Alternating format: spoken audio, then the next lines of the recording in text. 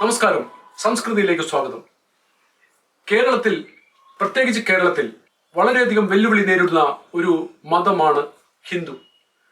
സനാതന ധർമ്മത്തിനെതിരെ ശക്തമായ വെല്ലുവിളിയും അധിക്ഷേപവും നടത്തിയ നാളുകളിലൂടെയാണ് നമ്മൾ കടന്നുപോയത്. അന്നൊക്കെ ഹിന്ദുവിന് വേണ്ടി സംസാരിക്കുവാൻ ഒരു മാധ്യമവും നമ്മുടെ മുമ്പിലേക്ക് വന്നില്ല. പക്ഷെ ഇന്ന് സംസ്കൃതി എന്ന ഒരു മാധ്യമം ഹിന്ദുവിനെ കുറിച്ച് സംസാരിക്കുവാനും ഹിന്ദുവിന്റെ ആധ്യാത്മികതയെക്കുറിച്ചും സനാതന ധർമ്മത്തെക്കുറിച്ചും വ്യക്തമായ ഒരു കാഴ്ചപ്പാടോടുകൂടി മുന്നിലേക്ക് വരികയാണ്. ഇന്ന് നമ്മുടെ കൂടെയുള്ളത് വിശ്വ ഹിന്ദു പരിഷത്തിന്റെ ജില്ലാ അധ്യക്ഷൻ വി ശ്രീകുമാറും ജില്ലാ secretary P K ജയേഷുമാണ്. Vishwa Hindu പരിഷത്തിന് കേരളത്തിലെ ആധ്യാത്മിക മണ്ഡലങ്ങളിലും സേവന മണ്ഡലങ്ങളിലും എന്തൊക്കെ ചെയ്യാമെന്നും ഹിന്ദുവിന്റെ നവോത്ഥാനത്തിനു വേണ്ടി എന്തൊക്കെ പ്രവൃത്തികൾ മുന്നോട്ട് വയ്ക്കുന്നുവെന്നും അവരോട് നമുക്ക് ചോദിച്ചറിയാം. നമസ്കാരം. നമസ്കാരം.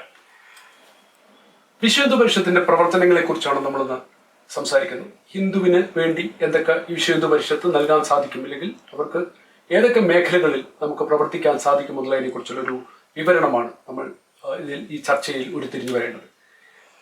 ആദ്യമായിട്ട് തന്നെ വിശ്വ ഹിന്ദു പരിഷത്തിനെ കുറിച്ച് ഒന്ന് വിശദീകരിക്കാമോ? ജനങ്ങളുടെ അറിവിലേക്കായി എന്താണ് വിശ്വ ഹിന്ദു പരിഷത്ത് ഒന്ന് വിശദീകരിക്കാമോ? ലോകത്തിൽ പല രാജ്യങ്ങളിൽ പ്രവർത്തിക്കുന്ന ഒരു സംഘടനയാണ് വിശ്വ ഹിന്ദു പരിഷത്ത്. സ്വാതന്ത്ര്യാനന്തര ഇന്ത്യയിൽ ഹിന്ദുക്കൾക്ക് മാത്രമായിട്ടുള്ള ഒരു പ്രസ്ഥാനത്തിന്റെ പ്രസക്തി മനസ്സിലാക്കിക്കൊണ്ട് സംഘത്തിന്റെ നേതൃത്വത്തിലാണ് 1964 ബോംബെയിലെ സന്ദീപനി ആശ്രമത്തിൽ വെച്ചിട്ട് വിശ്വ ഹിന്ദു പരിഷത്തിന് തുടക്കം കുറിക്കുന്നത്. ലോകത്തെമ്പാടുമുള്ള ഹിന്ദുക്കൾക്ക് അവരുടെ സാംസ്കാരികമായിട്ടും ആത്മീയമായിട്ടുള്ള ഉയർച്ചയ്ക്ക് ഒരു മാർഗനിർദ്ദേശകം നൽകുക എന്നുള്ള ഉദ്ദേശത്തോടെയാണ് വിശ്വ ഹിന്ദു പരിഷത്ത് രൂപീകരിക്കപ്പെട്ടിട്ടുള്ളത്. വിശ്വ ഹിന്ദു പരിഷത്തിനെ സംബന്ധിച്ച് നമ്മളതിൽ കൂട്ടിച്ചേർക്കേണ്ടത്, നമ്മൾ ഇന്ന് ഭാരതത്തിൽ നമ്മൾ നോക്കുന്ന സമയത്ത്, ലോകമെമ്പാടും നോക്കുന്ന സമയത്ത് സനാതന ധർമ്മത്തിനല്ല ഹിന്ദു സംസ്കാരത്തിനുണ്ടായ ഒരു ഉണർവ്, അതിൻ്റെ ഒരു പിന്നിലൊരു ചാലക ശക്തി നമ്മുടെ ഭാരതത്തിൽ ഇപ്പം രാമക്ഷേത്രം ഉൾപ്പെടെ നോക്കുന്ന സമയത്തും വിശ്വ ഹിന്ദു പരിഷത്തിന് ഒരു വലിയ പ്രാധാന്യമുണ്ട്, സ്ഥാനമുണ്ട്. അപ്പൊ ജനങ്ങളെ ആധ്യാത്മിക രീതിയിൽ സംഘടിപ്പിക്കുകയും അവരെ സംസ്കാരത്തിൽ ചേർത്ത് നിർത്തിക്കൊണ്ട് സമൂഹത്തിന്റെ മുഖ്യധാരയിലേക്ക് അവരെ എത്തിക്കുകയും ജനിച്ചു വളർന്ന നാടിനോടും അതിന്റെ സംസ്കാരത്തോടും അഗൈതമായ കൂറും നന്ദിയും അഭിമാനബോധവും ഒക്കെ ഉണ്ടാക്കുന്ന ഒരു പ്രവർത്തനമാണ് വിശ്വ ഹിന്ദു പരിഷത്ത് ഈ നാട് ഇതുവരെ ചെയ്തു പോന്നിട്ടുള്ളത്. അതിന്റെ വലിയ മാറ്റം നമുക്ക് പ്രത്യക്ഷത്തിൽ നമ്മുടെ ഭാരതത്തിലും ലോകമെമ്പാടും നോക്കിയാൽ നമുക്ക് കാണാൻ സാധിക്കും. ആ പ്രവർത്തനമായി വളരെയധികം സജീവമായി സംഘടന മുന്നോട്ട് പോകുന്നു. സ്വാഭാവികമായിട്ടും ഏറ്റവും കൂടുതൽ സഫർ ചെയ്യുന്ന ഒരു സമൂഹമാണ് ഹിന്ദു സമൂഹം. അവർക്ക് പല കാര്യങ്ങളിലും ഒരു പിന്തുണ നൽകാൻ പലപ്പോഴും സർക്കാരുകളോ മറ്റ് മേഖലകളോ സാധിക്കാറില്ല. എന്തൊക്കെ സേവന മേഖലകളിലാണ് വിശ്വ ഹിന്ദു പരിഷത്ത് ഇന്ന് അവർക്ക് സഹായം ചെയ്യാൻ സാധിക്കുന്നത്? നിരവധി സേവാ കാര്യങ്ങൾ നമ്മൾ വിശ്വ ഹിന്ദു പരിഷത്തിന്റെ നേതൃത്വത്തിൽ കൊച്ചി കേന്ദ്രീകൃതമായി എറണാകുളം കേന്ദ്രീകൃതം നമ്മൾ ചെയ്യുന്നുണ്ട്. അപ്പൊ നമ്മുടെ 7 ക്ഷേത്രങ്ങളോടും നമ്മുടെ ഈ ജില്ലയിലുണ്ട്. നമ്മുടെ നേരിട്ട ഓണർഷിപ്പുള്ള നമ്മുടെ ദേവസ്വത്തിന്റെ ക്ഷേത്രങ്ങളുണ്ട്. അപ്പൊ ക്ഷേത്രങ്ങളിലൂടെ നിരവധി ആളുകൾക്ക് ദൈനംദിന ജീവിതവുമായി ബന്ധപ്പെട്ട നിരവധി സഹായ അഭ്യർത്ഥനകൾ നമുക്ക് ലഭിക്കാറുണ്ട്. ഇപ്പൊ വിശ്വ ഹിന്ദു പരിഷത്തിന്റെ കാഴ്ചപ്പാടനുസരിച്ച് ക്ഷേത്രങ്ങൾ കേവലം ആധ്യാത്മിക കേന്ദ്രങ്ങൾ മാത്രമല്ല, പൊതു ഹിന്ദു സമൂഹത്തിന്റെ ആശയവും ആശ്രയവുമായി മാറാൻ സാധിക്കുന്ന രീതിയിലേക്ക് ക്ഷേത്രങ്ങൾ മാറണമെന്നാണ് സംഘടനയുടെ കാഴ്ചപ്പാട്. അങ്ങനെ പറയുന്ന സമയത്ത് ഒരാളൊരു ആവശ്യവുമായി, അല്ലെങ്കിൽ അവനൊരു സഹായം അഭ്യർത്ഥിച്ചൊരു മെഡിക്കൽ ആവശ്യമായി വരുന്ന സമയത്ത് ക്ഷേത്രത്തിൽ നിന്ന് മെഡിക്കൽ ആവശ്യം നിവർത്തിക്കാൻ നമുക്ക് സാധിക്കണം. അതിനുവേണ്ടി വിവാഹമായിക്കൊള്ളട്ടെ, കുട്ടികളുടെ വിദ്യാഭ്യാസമായിക്കൊള്ളട്ടെ, മറ്റ് മെഡിക്കൽ സഹായങ്ങളായിക്കൊള്ളട്ടെ, വീടുമായി ബന്ധപ്പെട്ട കാര്യങ്ങളായിക്കൊള്ളട്ടെ, ഏത് കാര്യത്തിനും അവന് സഹായം അഭ്യർത്ഥിക്കാൻ ഒരു വേദിയായിട്ട് അല്ലെങ്കിൽ ഒരു ആശ്രയ കേന്ദ്രമായിട്ട് ക്ഷേത്രങ്ങൾ നമ്മുടേത് മാറണം എന്നാണ് വിശ്വ ഹിന്ദു പരിഷത്തിന്റെ അഭിപ്രായം. അപ്പൊ നമ്മുടെ ജില്ലയിലെ ഈ ക്ഷേത്രങ്ങളെ സംബന്ധിച്ച് നമ്മൾ എല്ലാ ക്ഷേത്രങ്ങളും കേന്ദ്രീകരിച്ചിട്ടും എല്ലാ മാസവും നിർധനായ ആളുകൾക്ക് അവർക്ക് ഭക്ഷ്യധാന്യവുമായി ബന്ധപ്പെട്ട കാര്യങ്ങൾ നമ്മൾ ചെയ്തു കൊടുക്കുന്നുണ്ട്, നൂറുകണക്കിന് ആൾക്കാർ കൊടുക്കുന്നുണ്ട്. ചില പ്രത്യേക ഇവിടെ ഈ കടലോര പ്രദേശങ്ങൾ നിരവധി ഉള്ളത് കൊണ്ട് കടൽക്ഷോഭം ഉണ്ടാകുന്ന സമയത്ത് അവിടുത്തെ ജനങ്ങൾക്ക് വേണ്ടി നമ്മൾ പ്രത്യേകം ഒരു മാസത്തേക്കുള്ള ഭക്ഷ്യധാന്യം എന്ന രീതിയിൽ നമ്മൾ അവർക്ക് എത്തിച്ചു കൊടുക്കാറുണ്ട്. എല്ലാ ക്ഷേത്രങ്ങളും കേന്ദ്രീകരിച്ചിട്ടും നിർധനായ ചില മെഡിക്കൽ ആവശ്യങ്ങൾക്കായി സ്ഥിരമായി എല്ലാ മാസവും ചില സേവാ കാര്യങ്ങൾ അവർക്ക് ചെറിയൊരു പണം എന്ന രീതിയിൽ നമ്മൾ കൊടുക്കുന്നുണ്ട്. അതുപോലെ മെഡിക്കൽ ആവശ്യങ്ങൾ അല്ലാതെ ദൈനംദിനം വരുന്നതുകൊണ്ട് കുട്ടികളെ പഠിപ്പിക്കുന്ന രീതിയിലേക്ക് വളരെ വലിയൊരു സംവിധാനം നമ്മളത് ചെയ്യുന്നുണ്ട്. അപ്പം എല്ലാ അധ്യയന വർഷവും നമ്മൾ 100 കണക്കിന് കുട്ടികൾക്ക് സൗജന്യമായി നമ്മൾ ബാഗും ബുക്കുകളും അതിനനുബന്ധ സാധനങ്ങൾ നമ്മൾ കൊടുക്കാറുണ്ട്. പിന്നെ നമ്മളിപ്പോൾ പുതിയൊരു കാൽവയ്പ് എന്ന രീതിയിൽ ഷഷ്ടിപൂർത്തി വർഷമാണ് ഇനി വരാൻ പോകുന്നത്. വിശ്വ ഹിന്ദു പരിഷത്ത് ഉണ്ടായിട്ട് 60 വർഷം തികയുകയാണ്. ഇപ്പൊ സംഘത്തിന്റെ 100ാം വാർഷികം കൂടിയാണ് വരുന്നത്. അപ്പൊ ആ സമയത്ത് നമ്മൾ ഏറ്റവും കൂടുതൽ ഹിന്ദു സമൂഹം ബുദ്ധിമുട്ടുന്നത് കുട്ടികളുടെ വിദ്യാഭ്യാസ കാര്യത്തിനാണ്. അപ്പോൾ വലിയൊരു കാഴ്ചപ്പാടിലേക്ക്, നമ്മൾ വലിയൊരു നോട്ടത്തിലേക്ക് ആ ഒരു ലക്ഷ്യം മുൻനിർത്തി ഈ മുഴുവൻ നിർദ്ധനരായ കുട്ടികൾക്കും ഒരു സൗജന്യ വിദ്യാഭ്യാസം കൊടുക്കുന്ന രീതിയിലേക്ക് ഒരു പ്ലാൻ, ഒരു പദ്ധതി നമ്മൾ ആസൂത്രണം ചെയ്തിട്ടുണ്ട്. സുമനസ്സുകളുടെ സഹായം കൂടി ഉണ്ടെങ്കിൽ, കാരണം ഒരുപാട് ആളുകൾ നമ്മളെ സഹായിക്കുന്നുണ്ട്, നിരവധി ആളുകൾ ഹിന്ദു സമൂഹത്തിലെ സാമ്പത്തികമായി നമ്മളെ സഹായിക്കുന്നുണ്ട്. പക്ഷെ പലപ്പോഴും ആവശ്യങ്ങൾ നൂറുകണക്കിനാവുന്ന സമയത്ത് പലപ്പോഴും നമുക്ക് ഈ സാമ്പത്തിക പരാധീനത കാരണം അവരെ സഹായിക്കാൻ കഴിയാതെ വരുന്നുണ്ട്. അപ്പം ഇത് കേൾക്കുന്ന ഹിന്ദു സമൂഹം ഉണ്ടല്ലോ, അപ്പൊ അതിൽ നമുക്ക് നിരന്തരം സഹായിക്കുന്ന ആളുകളുണ്ട്. അതിൽ കൂടാതെ തന്നെ നമ്മുടെ സഹോദരൻ എന്ന രീതിയിൽ അവരെ സഹായിക്കേണ്ട ഉത്തരവാദിത്വം ഹിന്ദു സമൂഹത്തിനുണ്ട് എന്ന കാഴ്ചപ്പാടിൽ സംഘടനയോട് ചേർന്ന് നിൽക്കാൻ തയ്യാറായ സുമനസ്സുകൾ വന്നാൽ ഒരുപക്ഷെ നമ്മുടെ ഈ പദ്ധതി വളരെ വിജയിപ്പിക്കുന്ന രീതിയിലേക്ക് നമുക്ക് കൊണ്ടുപോകാൻ സാധിക്കും. ഏറ്റവും കൂടുതൽ വിദ്യാസമ്പന്നരായ ആളുകളായിട്ട് ഹിന്ദു സമൂഹത്തിലുള്ള കുട്ടികളെ മാറ്റാൻ നമുക്ക് ഇതിലൂടെ സാധിക്കും. അത് അനുബന്ധിച്ച് പറയുകയാണ്. ഇപ്പോൾ പാവക്കുളം സംസ്ഥാന കാര്യാലയമായ കല്ലൂരിൽ പാവക്കുളം ക്ഷേത്രത്തിൽ എല്ലാ ദിവസവും നിരവധി പേർക്ക് സൗജന്യമായി ഭക്ഷണം കൊടുക്കുന്നുണ്ട് അല്ലെ? അതൊരു ഭാഗമല്ലേ? അതെ, അത് വർഷങ്ങളായി നമ്മൾ പലപ്പോഴും പലരും ചില കാര്യങ്ങൾ ചെയ്യുന്ന സമയത്ത് ഞങ്ങളിത് ചെയ്തു എന്ന് പറയുന്ന സമയത്ത് ഒരാളോട് പോലും ഒരു അവകാശവാദവും ഉന്നയിക്കാതെ ഞങ്ങളിത് ചെയ്യുന്നു എന്ന് പറയാതെ തന്നെ അത് ജാതിമത ഭേദമന്യേ എല്ലാവർക്കും ആർക്ക് ഭക്ഷണം ആവശ്യമുണ്ടോ അവർക്ക് ആർക്കും വേണമെങ്കിൽ പാവക്കുളം ക്ഷേത്രത്തിൽ ഉച്ചയ്ക്ക് എത്തിയാൽ ഭക്ഷണം കിട്ടും. അവിടെ വന്നിട്ട് നല്ല ഭക്ഷണം കഴിക്കുന്നവരൊക്കെ അങ്ങനെ തന്നെയാണ് പറയുന്നത്. ഏകദേശം 500ഓളം ആളുകൾ ദൈനംദിനം വന്നിട്ട്, നിർദ്ധനായ ആളുകളും മറ്റു ജോലി സംബന്ധമൊക്കെ തന്നെ വന്ന് ഭക്ഷണത്തിന് ആവശ്യമുള്ള ആളുകൾ വന്നിട്ട് ജാതിമത ഭേദമന്യേ നമ്മൾ യാതൊരു വിധമായ ഡിസ്ക്രിമിനേഷനും അതിനകത്തില്ല. ആര് വന്നാലും അവർക്ക് ഭക്ഷണം കൊടുക്കാൻ നമുക്ക് സാധിക്കുന്നുണ്ട്. നിരവധി വർഷങ്ങളായിട്ട് തുടർന്ന് വരുന്നുണ്ട്. അതിനും ഇതുപോലെ തന്നെ നിരവധി സുമനസ്സുകളുടെ സഹായം നമുക്കുണ്ട്. നമ്മുടെ പോലും ഒരിക്കലും നമുക്ക് ഒരാളോടും നമുക്ക് സാധനങ്ങൾ ആവശ്യമെന്ന് പറയേണ്ടി വന്നിട്ടില്ല. പാവക്കുളം മഹാദേവന്റെ അനുഗ്രഹം കൊണ്ടുകൂടി ആയിരിക്കാം എല്ലാ ദിവസവും അടുത്ത ദിവസത്തേക്കുള്ള മുഴുവൻ സാധനങ്ങളും ഇവിടെ എത്തിച്ചു തരാൻ നിരവധി ആളുകൾ തയ്യാറാവുന്നതുകൊണ്ട് അത് വളരെ ഭംഗിയായിട്ട് നമുക്ക് നടന്നു പോകുന്നുണ്ട്. പാവക്കുളം കേന്ദ്രീകരിച്ച നിരവധി സേവാ കാര്യങ്ങൾ ഇതേപോലെ തന്നെ നമുക്ക് ചെയ്യാൻ സാധിക്കും. ഇപ്പൊ മരുന്ന് ഒരുപാട് ആളുടെ പ്രശ്നമാണ്, വലിയ വലിയ വിലയുള്ള മരുന്നുകൾ. അപ്പൊ അത്തരം മരുന്നുകൾ പ്രിസ്ക്രിപ്ഷൻ നമുക്ക് തരുന്ന സമയത്ത് നമ്മൾ അവർക്ക് ആ മരുന്നുകൾ ആ വീടുകളിൽ വാങ്ങി എത്തിച്ചു കൊടുക്കുന്ന പ്രവർത്തനവും നമ്മൾ ചെയ്യുന്നുണ്ട്. താങ്കളുടെ ചോദ്യം, ഈ നീറ്റ് 1000 എന്ന് താങ്കൾ കേട്ടിട്ടുണ്ടാവും. ഒരു മതസംഘടന നീറ്റ് എക്സാമിനേഷനിൽ അവരുടെ 1000 പേരെ എല്ലാ വർഷവും അതിൽ വേണം എന്ന് ലക്ഷ്യം വെച്ചുകൊണ്ട് വലിയ പ്രവർത്തനങ്ങൾ നടക്കുന്നുണ്ട്.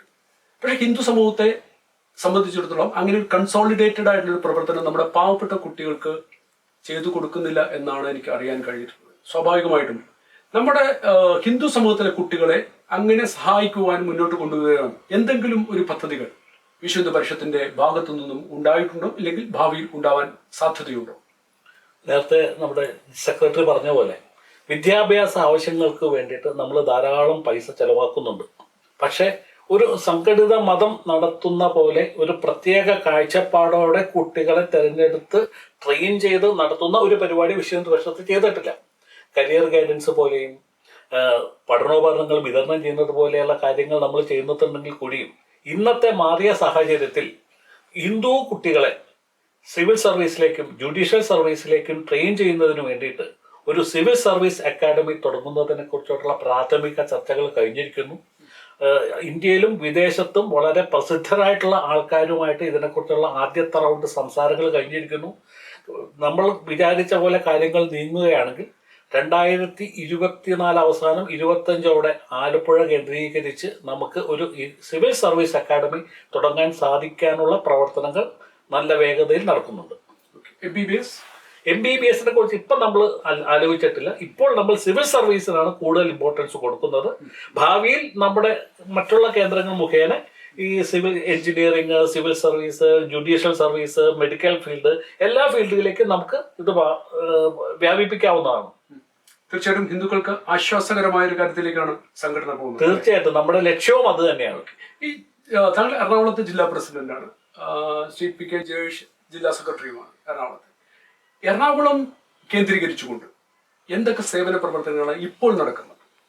എറണാകുളം കേന്ദ്രീകരിച്ച് നേരത്തെ വിശദീകരിച്ച പോലെ ഏറ്റവും പ്രധാന സേവ നമ്മൾ ചെയ്യുന്നത് ഇപ്പം അന്നദാനം തന്നെയാണ്.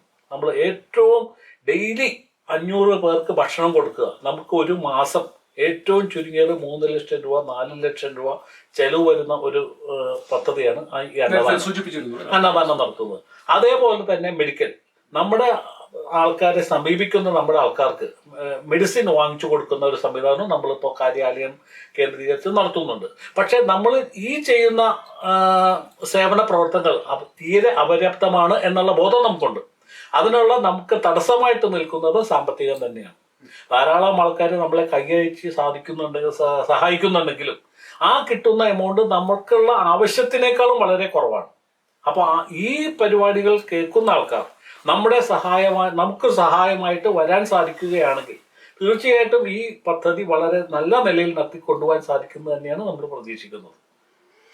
രാഷ്ട്രീയ സ്വയം സേവക സംഘത്തിന്റെ ഏറ്റവും അടുത്ത് നിൽക്കുന്ന സംഘടന എന്ന നിലയിൽ ദേശീയത സാമാന്യ ജനങ്ങളിലേക്ക് എത്തിക്കുവാനായിട്ട് ഏതൊക്കെ പ്രവർത്തനങ്ങളും അല്ലെങ്കിൽ ഏതൊക്കെ ചിന്തകളുമാണ് വിശ്വ ഹിന്ദു പരിഷത്ത് ഇപ്പോൾ നടപ്പാക്കി വരുന്നത്? നമ്മുടെ ജില്ലയിൽ ഒരു ബാലാശ്രമം പ്രവർത്തിക്കുന്നുണ്ട്. അതിൽ നിർദ്ധനായ എവിടെയാണ്? തൃപ്പൂണിത്തുറയാണ്. പൂർണ്ണത്തുറ ക്ഷേത്രത്തോട് അടുത്ത് തന്നെയാണ് ബാലാശ്രമം പ്രവർത്തിക്കുന്നത്. വർഷങ്ങളിൽ പ്രവർത്തിക്കുന്ന ബാലസദനമാണ്. അവിടെ നിരവധി കുട്ടികൾ വന്ന് നിന്ന് പഠിച്ച് നല്ല പൗരന്മാരായിട്ട് തിരിച്ചു പോകുന്ന ഒരു സാഹചര്യം നമ്മൾ സൃഷ്ടിക്കുന്നുണ്ട്. ഇപ്പം കുട്ടികൾ വന്നുകൊണ്ടിരിക്കുന്നുണ്ട്. ഇപ്പൊ സമൂഹത്തിൽ നിർദ്ധനായ കുട്ടികളെ ഏറ്റെടുത്ത് അവന് നല്ല വിദ്യാഭ്യാസം നൽകി അവനെ സമൂഹത്തിനും നാടിനും ഗുണമുള്ള ആളാക്കി മാറ്റി തിരിച്ചയക്കുന്ന ഒരു പ്രവർത്തനമാണ് അവിടെ നടക്കുന്നത്. അതോടൊപ്പം സംഘടനാ ദൃഷ്ടിയിൽ നോക്കുന്ന സമയത്ത് നമുക്ക് ബാലസംസ്കാര കേന്ദ്രം എന്നൊരു സംവിധാനമുണ്ട്. അപ്പൊ ഈ ബാലസംസ്കാര കേന്ദ്രത്തിലൂടെ വളർന്നു വരുന്ന കുട്ടികളെ സംബന്ധിച്ച് ചെറിയ കുട്ടികളാണ് അതിൽ പങ്കെടുക്കുന്നത്. 1 മണിക്കൂർ ക്ലാസ്സാണ്, 1.5 മണിക്കൂർ ക്ലാസ്സാണ്. അതിൽ പങ്കെടുക്കുന്നവർക്ക് ഭാവിയെ എങ്ങനെയാണ് രൂപപ്പെടുത്തേണ്ടതെന്നും നമ്മുടെ സംസ്കാരത്തെക്കുറിച്ചും നാടിനെക്കുറിച്ചും ഒരു അവബോധം ഉണ്ടാക്കുന്ന രീതിയിലുള്ള പാഠ്യപദ്ധതിയാണ് അതിനുള്ളത്. അപ്പൊ അതിൽ വന്നു ചേരുന്ന ഓരോ വിദ്യാർത്ഥിയും നാളെ നാടിനോട് കൂറുള്ളവനും തന്റെ സംസ്കാരത്തിൽ അഭിമാനബോധമുള്ളവനും വ്യക്തിപരമായി അവന്റെ ലക്ഷ്യം എന്താണെന്ന് നിശ്ചയിച്ചു പോകാൻ കഴിയുന്ന രീതിയിലേക്ക് നമുക്ക് അവനെ മാറ്റിയെടുക്കാൻ സാധിക്കുന്നുണ്ട്. അതോടൊപ്പം തന്നെ സംഘടനയുടെ പ്രഖ്യാപിത അടിസ്ഥാന പ്രവർത്തനമാണ് സത്സംഗം എന്നുള്ളത്. പൗരാണിക ഭാരതത്തിൽ സത്സംഗം എന്ന് കേൾക്കുമ്പോൾ തന്നെ നമുക്ക് അതിന്റെ പ്രാധാന്യം മനസ്സിലാവുന്നതാണ്. അപ്പൊ ഇന്ന് കേരളത്തിലെ ചില രാഷ്ട്രീയ പ്രത്യയശാസ്ത്രങ്ങളുടെ ഒരു സമ്മർദ്ദ ഫലമായി പലപ്പോഴും ഹിന്ദു സമൂഹം ഇതിൽ നിന്നൊക്കെ പിന്നോട്ട് പോകുന്ന ഒരു അവസ്ഥ ഉണ്ടായിരുന്നു. പക്ഷെ ഇന്ന് വീണ്ടും തിരികെ മൊത്തം ഭാരതത്തിൽ ഈ സനാതന ധർമ്മത്തിന്റെ ഒരു ഏകോപനവും അതുപോലെ തന്നെ അതിന്റെ ഒരു അഭിമാനബോധവും ഉണ്ടായ സമയത്ത് ഭാരതം മാത്രമെന്ന് പറയാൻ കഴിയില്ല, ലോകമെമ്പാടും നമ്മൾ ഒരുപക്ഷെ നമ്മളെ അടിമകളാക്കി ഭരിച്ചിരുന്ന ആളുകൾ ഇന്ന് നമ്മുടെ നാട്ടിൽ വന്നിട്ട് നമ്മുടെ ആധ്യാത്മികതയെ സ്വീകരിച്ച് ജീവിക്കുന്ന കാണുമ്പോൾ നമുക്ക് അത്ഭുതം തോന്നാറുണ്ട്. അപ്പൊ അങ്ങനെ ചിന്തിക്കുന്ന സമയത്ത് ഈ സത്സംഗത്തിൽ പങ്കെടുക്കുന്ന ആളുകളെ സംബന്ധിച്ച് അതിന്റെ പാഠ്യപദ്ധതി തന്നെ അങ്ങനെയാണ്.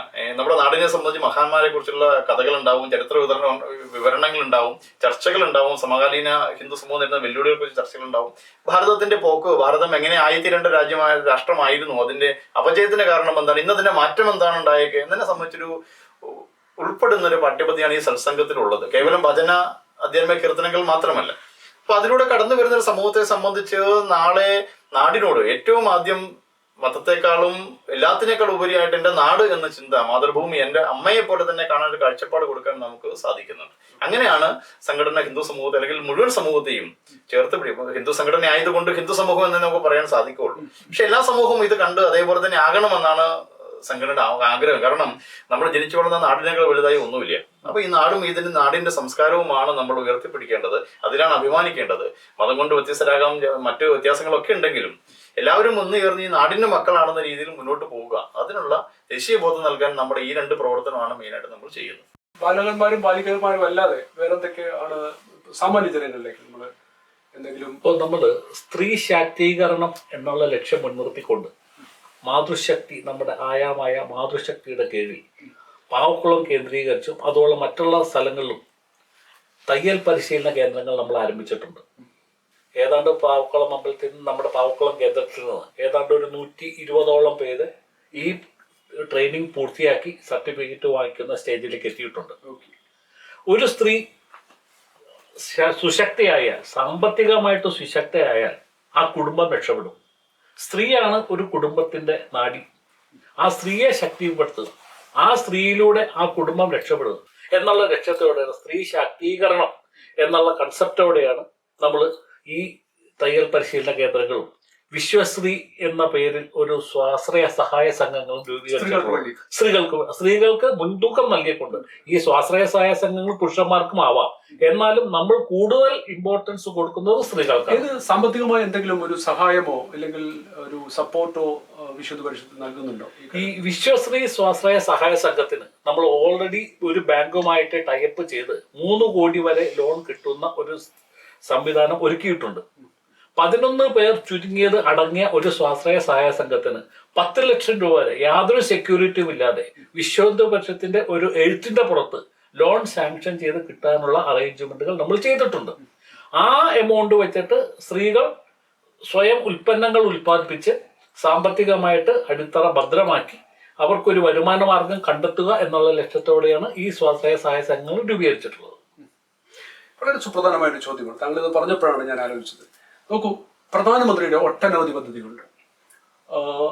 ബാങ്കിന്റെ ആണെങ്കിൽ ജൻധൻ യോജന തുടങ്ങി ഇങ്ങോട്ട് വന്ന് വീടുകൾ നിർമ്മിക്കുവാനും പാവപ്പെട്ട ആൾക്കാർക്ക് ഗ്യാസ് കൊടുക്കുന്നതും അതേപോലെ ജൽജീവൻ മിഷനും അതിനൊക്കെ ഉപരിയായിട്ട് മുദ്ര ലോണുകൾ, നേരത്തെ പറഞ്ഞ് സൂചിപ്പിച്ച മാതിരി ഒരു മോർഗേജും ഇല്ലാതെ മുദ്ര ലോണുകൾ അത് 20 ലക്ഷം വരെ ആക്കിയിട്ടുണ്ട്. ഇപ്പോൾ ഇത്തരം പദ്ധതികൾ സാമാന്യ ഹിന്ദു ജനങ്ങളിലേക്ക് എത്തിക്കുവാൻ വേണ്ടിയുള്ള എന്തെങ്കിലും പ്രയത്നങ്ങളോ അല്ലെങ്കിൽ പദ്ധതികളോ വിശ്വ പരിഷത്തിന്റെ ഭാഗത്തുനിന്നുണ്ടോ? നമ്മുടെ ജില്ല കേന്ദ്രീകരിച്ച് എല്ലാ ജില്ലകളിലും കാര്യാലയങ്ങൾ കേന്ദ്രീകരിച്ച് ഈ പ്രധാനമന്ത്രിയുടെ സ്കീമുകളിൽ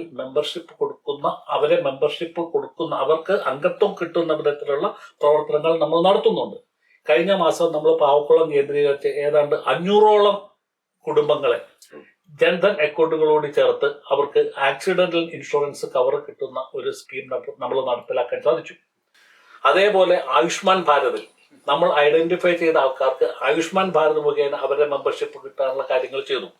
നേരത്തെ ഞാൻ പറഞ്ഞ പോലെ വിശ്വശ്രീ പോലെയുള്ള സ്വാശ്രയ സഹായ സംഘങ്ങൾക്ക് ബാങ്കിൽ നിന്ന് ലോൺ കിട്ടുന്നതിനുള്ള സകല തടസ്സങ്ങളും നീക്കി നമ്മുടെ ഒരു എഴുത്തിന്റെ പുറത്ത് ലോൺ കിട്ടുന്ന ഒരു സംവിധാനം, അത് പ്രധാനമന്ത്രിയുടെ മുദ്രാ സ്കീമും അതേപോലുള്ള സ്കീമുകൾ പെടുത്തിയിട്ടാണ് ഈ ലോണുകൾ കിട്ടുന്നത്.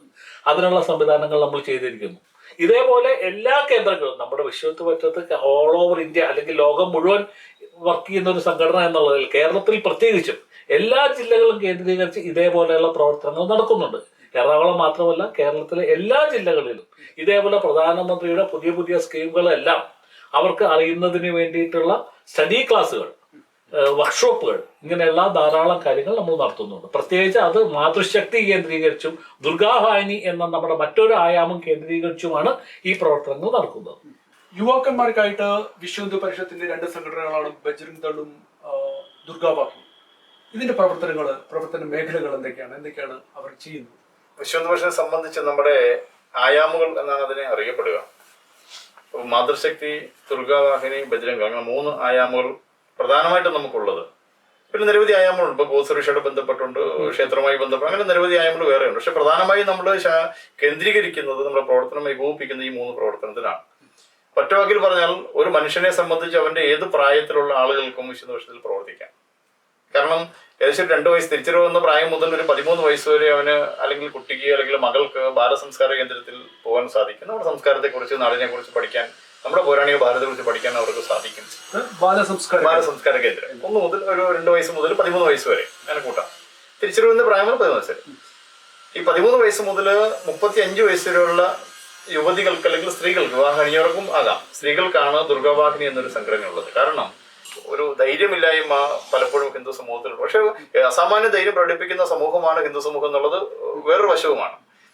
പക്ഷെ ഇതിപ്പോ കേരളത്തിലെ ഒരു പരിസ്ഥിതി അനുസരിച്ച് സ്വയം ഒരു അവകാശതാബോധം പേരിട്ട് ഹിന്ദു പെൺകുട്ടികളായാലും അമ്മമാരൊക്കെ തന്നെ എനിക്ക് അങ്ങനെ വലിയൊരു കഴിവൊന്നുമില്ല, അതുകൊണ്ട് സമൂഹത്തെ മുന്നോട്ട് നയിക്കാൻ എന്നെ കൊണ്ട് സാധിക്കില്ല, എന്റെ ജീവിതം ഇങ്ങനെയൊക്കെ തന്നെ അങ്ങ് തീരുകയാണെന്ന് ചിന്തിക്കുന്ന അവിടെ നിന്നാണ് ശരിക്കും ദുർഗാവാഹിനിയുടെ പ്രവർത്തനം തുടങ്ങുന്നത്. സ്വന്തം കാലിൽ നിൽക്കുവാനും അതോടൊപ്പം തന്നെ ധൈര്യത്തോടെ സമൂഹത്തെ നേരിടാനും ഇറങ്ങി നടക്കാനും ഇപ്പൊ തന്നെ ലവ് ജിഹാദ് ഉൾപ്പെടെയുള്ള നിരവധി കാര്യങ്ങൾ ഹിന്ദു പെൺകുട്ടികൾ മയക്കുമരുന്ന്, മദ്യം, ലവ് ജിഹാദ് ഉൾപ്പെടെ നിരവധി സാമൂഹ്യ വിരുദ്ധ പ്രവർത്തനങ്ങൾ പലപ്പോഴും അറിഞ്ഞോ അറിയാതെയോ പങ്കാളികളായി പോകുന്നത് ഹിന്ദു പെൺകുട്ടികളാണ്. നമ്മുടെ ഏത് പത്രവാർത്ത എടുത്താലും നമുക്കത് മനസ്സിലാവുന്നതുള്ളൂ. ഒരു ഭാഗത്ത് പെൺകുട്ടിയായിട്ട് വരുന്നതൊക്കെ ഹിന്ദു പേരുകളായിരിക്കാം. അത് വലിയൊരു വിഷമം ഉണ്ടാക്കുന്ന കാര്യമില്ല. അതുകൊണ്ട് തന്നെയാണ് ഈ ദുർഗാവാഹിനി പ്രവർത്തനത്തിൽ മുഴുവൻ സമൂഹവും വിഷ്ണു പക്ഷത്തിന്റെ കൂടെ നിൽക്കണമെന്നൊരു അഭ്യർത്ഥന കൂടി നമുക്ക് ഈ സമയത്തുണ്ട്. കാരണം നമ്മുടെ കുട്ടികളെ നല്ല ചെറിയൊരു പരാജയം സംഭവിച്ചാൽ, ഒരു തിരിച്ചടി നേരിട്ടാൽ ഉടനെ ആത്മഹത്യ ചെയ്യുന്ന പ്രവണതയിലേക്ക് പോകാതെ ധൈര്യത്തോടെ ഇതിനൊക്കെ നേരിടാൻ കഴിയുന്ന ഒരു പരിശീലനം ദുർഗാവാഹിനി അതിന്റെ 1 മണിക്കൂർ ശാഖ പോലെയാണ്, സംഘത്തിന്റെ ശാഖ പോലെ 1 മണിക്കൂർ ശാഖയാണ്. ശക്തി സാധന കേന്ദ്രം എന്നാണ് അതിന്റെ പേര്.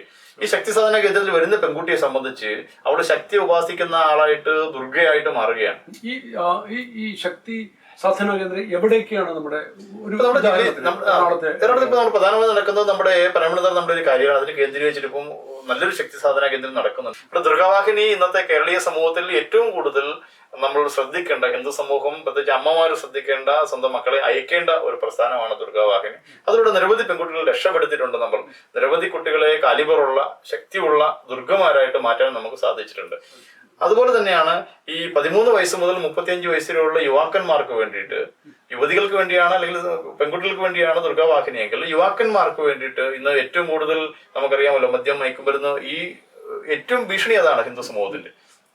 അതിനെതിരെ പ്രവർത്തിക്കുന്ന രീതിയിൽ സ്വന്തം അസ്തിത്വം തിരിച്ചറിഞ്ഞ അഭിമാനബോധത്തോടെ സമൂഹത്തിന് ഗുണമുള്ള ആളായിട്ട്, സ്വന്തം കുടുംബത്തിനും രാഷ്ട്രത്തിന് ഗുണമുള്ള ആളായിട്ട് മാറുന്ന തരത്തിലേക്ക് യുവാക്കളെ പരിശീലിപ്പിക്കുന്ന സംഘടനയാണ് ബജ്രംഗ് ദൾ. ഈ ബജ്രംഗ് ദളിനെ സംബന്ധിച്ചത് അതിനും ഇതുവരെ 1 മണിക്കൂർ ശാഖയാണുള്ളത്. അത് നമ്മൾ ബലോപാസന കേന്ദ്രം എന്നാണ് അതിനെ അറിയപ്പെടുക. അപ്പൊ ആ ബലോപാസന കേന്ദ്രവും കല്ലൂർ കേന്ദ്രമൊക്കെ നടക്കുന്നുണ്ട്. അപ്പൊ അതിനെ സംബന്ധിച്ച് അതിൽ യുവാക്കളാണ് വരുന്നത്. വരുന്ന യുവാക്കളെ സംബന്ധിച്ച് സംഘത്തിന് ശാഖയിൽ പോകുന്ന പോലെ തന്നെ കുറച്ചുകൂടി നല്ല ധൈര്യവും സമൂഹത്തെ നേരിടാനുള്ള അല്ലെങ്കിൽ ഏത് പ്രതിസന്ധിയെ നേരിടാനുള്ള ധൈര്യം കൊടുക്കുന്ന രീതിയിലേക്കാണ് എന്റെ പ്രവർത്തനം പോകുന്നത്. നമുക്ക് മൊത്തം അഖിലഭാരതത്തിൽ ബജ്രംഗ് വലിയ സംഘടനയാണ്. അമ്മയാണ് ഭാവി തലമുറയെ രൂപപ്പെടുത്തുന്നതിൽ വലിയ പങ്ക് വഹിക്കുന്നത്. ഒരമ്മ എങ്ങനെയാണോ ഒരു കുട്ടിയെ പരിശീലിപ്പിക്കുന്നത്, വളർത്തുന്നതനുസരിച്ചാണ് അവൻ ഭാവിയിൽ എങ്ങനെ ആയിത്തീരുമെന്ന് നമുക്ക് തീരുമാനിക്കാൻ സാധിക്കും. കാരണം അമ്മയ്ക്ക് വലിയ പ്രാധാന്യം ഉണ്ട്. അതുകൊണ്ട് മാതൃശക്തി പ്രവർത്തനം എന്ന രീതിയിൽ അമ്മമാർ ഒരുമിച്ച് കൂടുന്നു, സത്സംഗം നടത്തുന്നു, നല്ല കാര്യങ്ങൾ സംസാരിക്കുന്നു.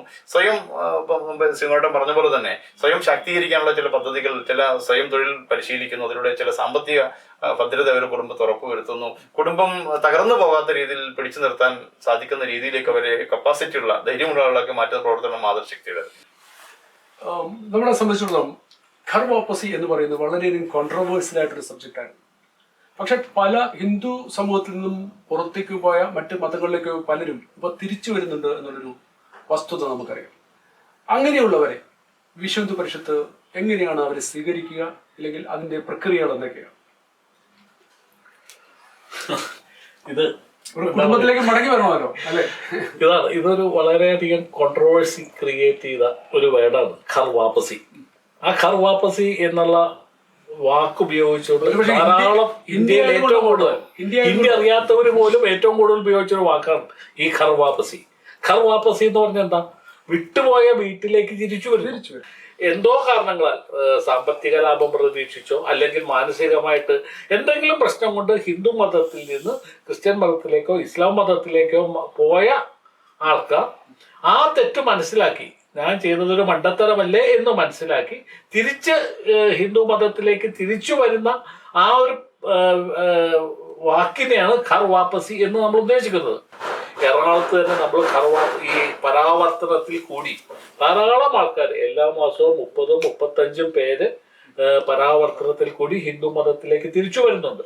നമ്മൾ ആർക്കും പരസ്യം കൊടുത്തോണ്ടോ അല്ലെങ്കിൽ ആൾക്കാരെ എന്തെങ്കിലും പ്രലോഭനങ്ങൾ നൽകി ആകർഷിച്ചുകൊണ്ടോ അല്ല ചെയ്യുന്നത്.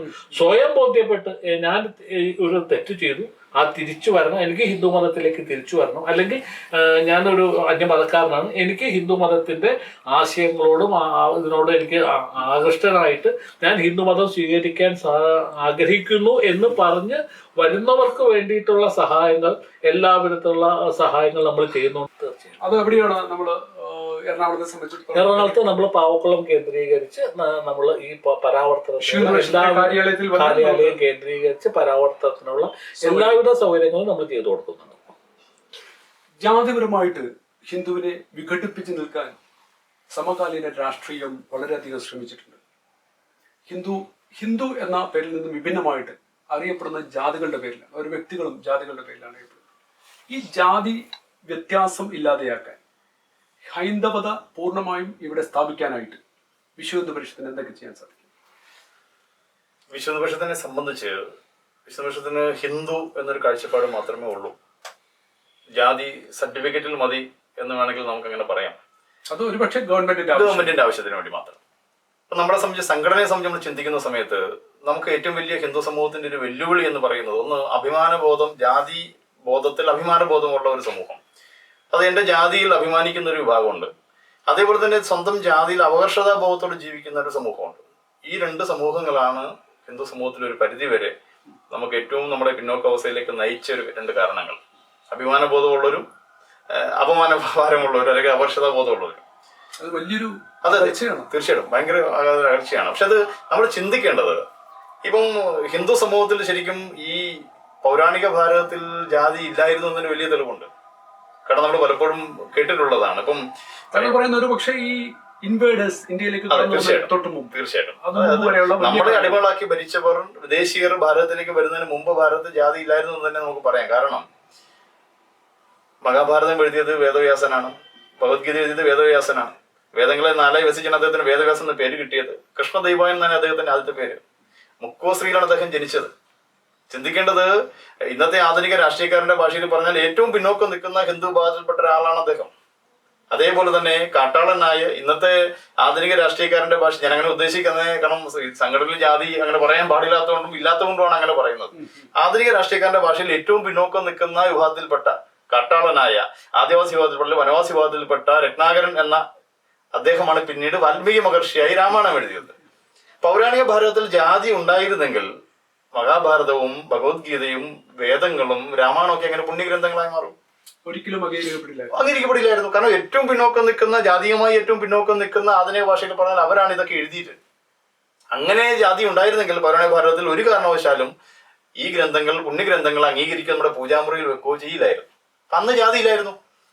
അന്ന് ഗീതയിലൊക്കെ പറഞ്ഞത് കർമ്മം കൊണ്ടായിരുന്നു. അവൻ തിരഞ്ഞെടുക്കുന്ന ഏതാണോ വഴി അത് അവന്റെ ആ കുലം അല്ല നിശ്ചയിക്കപ്പെടുന്നു, ജാതി നിശ്ചയിക്കപ്പെടുന്നു, ജന്മം കൊണ്ടല്ല. അതാണ് സംഘടന അടിസ്ഥാന നിലപാടും. ജന്മം കൊണ്ടല്ല ഒരാള് ബ്രാഹ്മണനാകുന്നത്, കർമ്മം കൊണ്ടാണ്. അവന്റെ കർമ്മം അനുസരിച്ച് അവന്റെ ജാതി നമുക്ക് നിശ്ചയിക്കാം.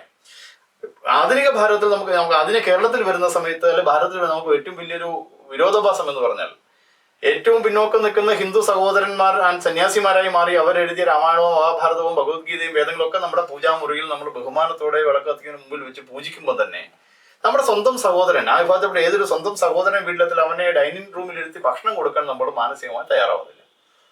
ഇതൊരു വലിയ വെല്ലുവിളിയും വിരോധം. ഇതാണ് നമ്മുടെ സംഘടനയുടെ ഏറ്റവും വലിയ വെല്ലുവിളി.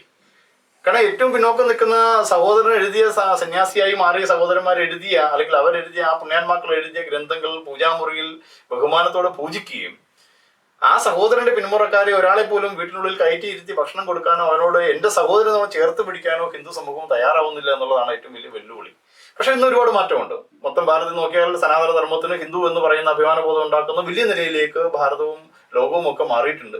കേരളത്തിൽ അതിന് മാറ്റം ഉണ്ടാകും. കാരണം ഈ പറഞ്ഞ പോലെ ഒരുപാട് കാലമൊന്നും ഹിന്ദു സമൂഹത്തെ അങ്ങനെ ജാതീയമായി വേർതിരിച്ചു നിർത്താൻ സാധ്യമല്ല. ഇന്ന് ഒരുപാട് തിരിച്ചറിയുന്നുണ്ട്. ഇപ്പൊ നമ്മൾ മൊത്തത്തിൽ നോക്കുന്ന സമയത്തും അധികാര രാഷ്ട്രീയമാണ് പലപ്പോഴും ഹിന്ദുവിനെ ഇങ്ങനെ വിഭജിക്കുന്നതെങ്കിലും ഹിന്ദു സമൂഹം പലപ്പോഴും ഹിന്ദു അതിൽ വീണു പോകുന്നു എന്നുള്ളത് വാസ്തവം. തീർച്ചയായിട്ടും അത് ഒരു പരിധി വരെ നമ്മളല്ലേ അവന്റെ നിസ്സഹായാവസ്ഥ കൊണ്ടും ദയനീയത കൊണ്ടും തിരിച്ചറിവില്ലായ്മ അറിവില്ലായ്മ കൊണ്ടുമാണെന്ന് പറയണം. അവനെ അങ്ങനെ പറഞ്ഞ് പഠിപ്പിച്ചിരിക്കും. പൗരാണിക ഭാരതത്തെ കുറിച്ച് പറഞ്ഞ് ഇങ്ങനെ പറയാറില്ല.